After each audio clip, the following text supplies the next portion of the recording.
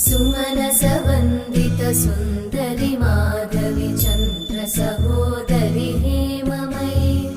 मुनिगणवन्दित मोक्षप्रदायिनि मञ्जुळभाषिणि वेदनुते पङ्कजवासिनि देवसुपूजित सद्गुणवर्षिणि